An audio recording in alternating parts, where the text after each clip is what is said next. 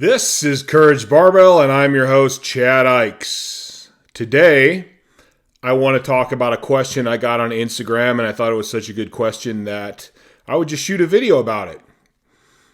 One of my followers sent me a message and asked me how strong he thought a powerlifter could get, basically being drug-free, and talked about how he's contemplating if he wants to stay clean or go on.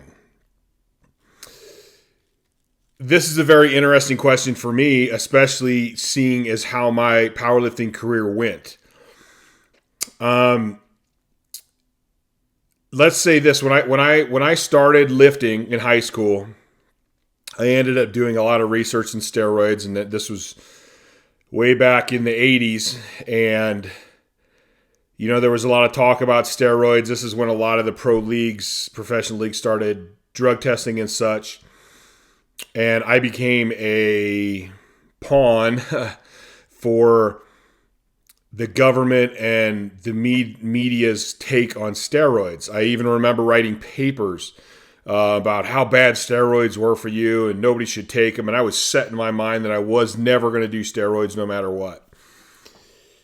Come to find years and years and years later, I started powerlifting. And I knew that drugs were out there, and I knew that they were being used. I had I threw a little bit in college and in high school, and I knew the reality of the situation. And even when I got into powerlifting, it was even more and more that reality was there, but I just didn't care. I basically, at that point, still had my mind made up that, listen, I'm going to go as far as I can go. This is not even something I'm going to think about or worry about. I just don't care. I don't care if people are doing it or not. Doesn't mean shit to me. I'm going to do the absolute best I can. I'm going to beat as many people as I can. And that was the extent of my thought for most of my powerlifting career. So, how far did I get before I went on drugs? Drugs. I say the word drugs, it makes me laugh. It's steroids. It's not like we're doing heroin. But I'll get into that here in a little bit.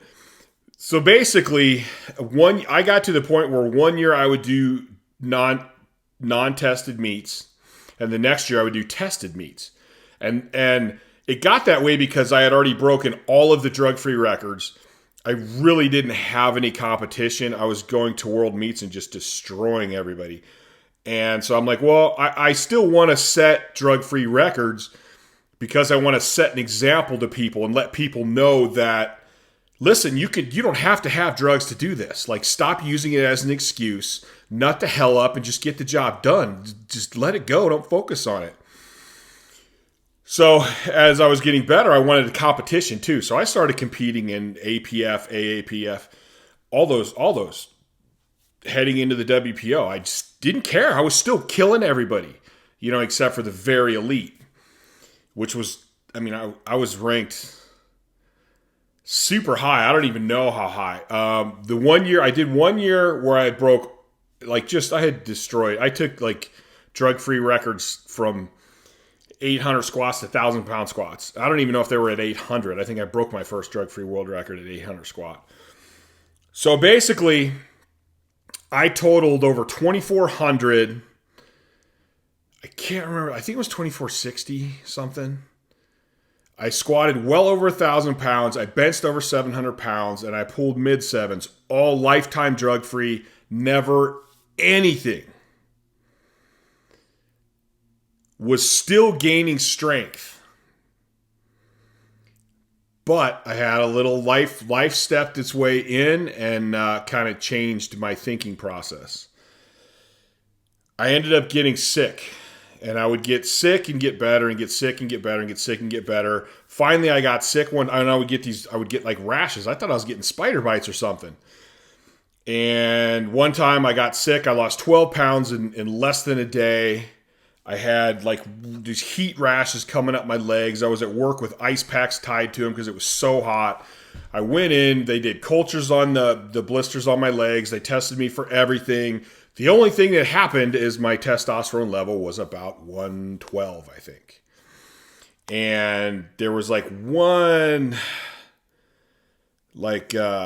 in one of the cultures, there was one thing, but he goes, this is so common. This is like on every kitchen counter in America. This is not, you're not sick because of this. They said the only thing we can find out wrong is you have low testosterone. So, okay, they put me on the gel. I hated the gel. It converted to estrogen really easy for me. So I went on the needle. Felt way better. Way better. I was way calmer, way happier. And I went, okay, so then if I'm on the needle, I'm not going to do any drug-tested stuff from now on. And even my doctor's like, well, you don't have to do that. He goes, you're within normal levels. I said, no, that's not fair. I'm not going to do it. So then I went to all non-tested competitions. Qualified for the WPO, and just kept going from there. But my strength was going up at a curve, even with low testosterone. My doctors are like, we have no idea how the hell you're as strong as you are. You have the testosterone of a little girl. I don't get it. So nobody could figure it out, but and then when we went on tests, I just felt better. I didn't overtrain as bad, so my strength kept going up, but it wasn't like this huge jump from what it was already going up. Like, I wasn't tapped out before I went on. Once I was on, and I'm looking to qualify for the WPO and stuff, I was like, okay, the hell with it, man. And I started calling people I know and talking to people, and I found out the whole BS that I had believed most of my life from the government and the medical community. It was all crap. Like, guys weren't falling over dead right and left. Guys weren't having all these major problems. And when they did have problems, it was like, well, wait a minute. Is it steroids or the fact that the guy eats 2 large pieces and 12 hamburgers every day? Like, there was no real evidence to say that all the things that they claimed were true. So I started experimenting a little bit with them, and I noticed that orals did almost nothing for me. We stuck with injectables. I still never did that much. I'm not an expert on steroids. Don't call me and ask me cycles and shit like that. I kept it all pretty minimal. Half the year, all the time, half the year I was on my regular hormone replacement dose, and then I would kick it up a little bit for meets and then let it drop back down. Just because going into a meet, I would feel better. I would recover faster. And I felt like it was worth going in with that, but then again, I wasn't taking massive doses. Now, in my past, I've seen people that, bam, they blow up, man. And then when they go off, they shrink and they get weak. Like, I've seen people where steroids affect them huge. And I've seen people like me where they're strong as shit either way. So how strong can a powerlifter get drug-free? I don't think there's a limit. And I'm not the only guy. I'm not the only guy out there that was doing 2,400 pound totals clean. Like, there was other guys. There's guys out there right now that very well could be clean, and they're putting up some of the best numbers in the world. There's a couple guys that I have suspicions they've never done nothing. But those guys I don't know personally, so I can't speak. But I know lots of other guys that personally put up massive numbers before they went on. And maybe that's why I didn't see any of those guys make massive jumps after they went on. They were already strong as shit. I was already strong as shit. I mean, you're totaling 2,400 pounds. You think it's going to just automatically jump up to 27? I don't think so. I think the difference is how often you can train and the window for error. It's like when you're 20 years old, you can train like an idiot and you're still going to get strong. You can basically push yourself into overtraining and still get strong. You're still going to recover to some extent. Way better than you are when you're 50. When you're 50, you need to be smarter and you need to play the game better because you're going to overtrain faster because you're not going to recover as quickly. So I think anybody can take it just as far drug-free as they could on drugs. They just have to go about it in a much smarter way. And they have to really learn to listen to their body, and they have to auto-regulate their training. A lot of times, I mean, I've even heard guys go, I'm overtrained and take more drugs. Like, that's a standard. Oh, you're overtrained, you get tired, take more shit. Now, I'm not totally against steroids by any means. I actually think if we really wanted everything to be equal and the claim of steroids are cheating, well, some people naturally have way higher testosterone levels than other people.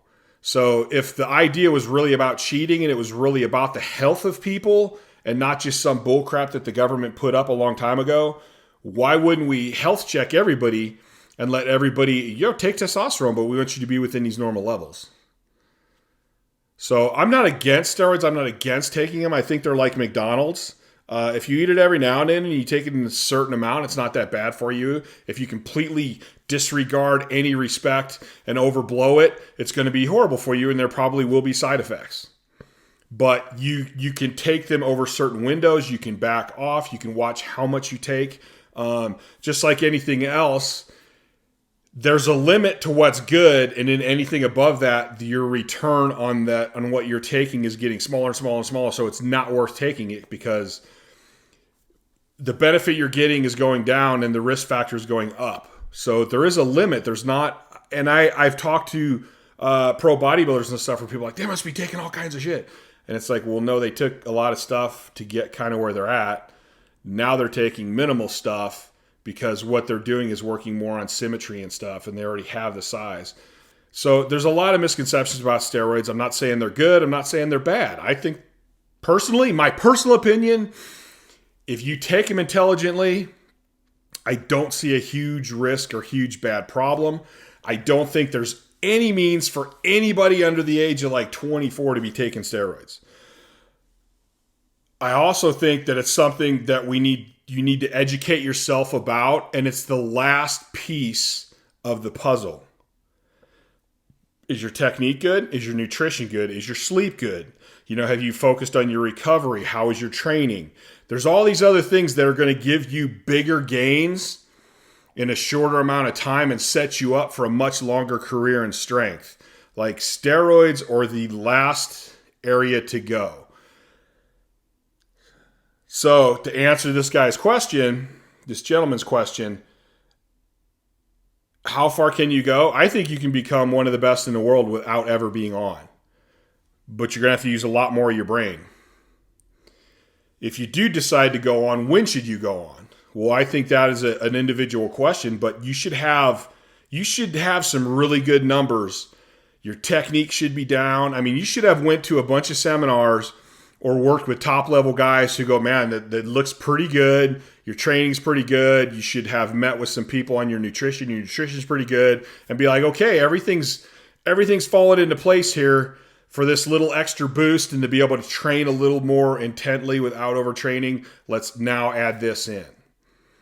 But a lot of guys do the reverse of that and jump onto steroids quickly when they should. That's like the last thing. There's so many other things to work on before that. So that's just my opinion. You'll probably hear other opinions on it. I thought this was a good topic to tell people. Please, if you want to hear more about it and my journey, please go to Elite FTS and read my column, elitefts.com, and read my column. I've written about this a few times. If you do have questions and you want me to make more videos about this, let me know. I don't have a problem talking about it by any means. Please like this channel. Please subscribe to this channel. Please comment on this channel. And I'll try to keep getting more information out to you guys. But for right now, I'm out of here, and I will talk to you guys later. Have a great train. Train with courage and train with intelligence. I'm out.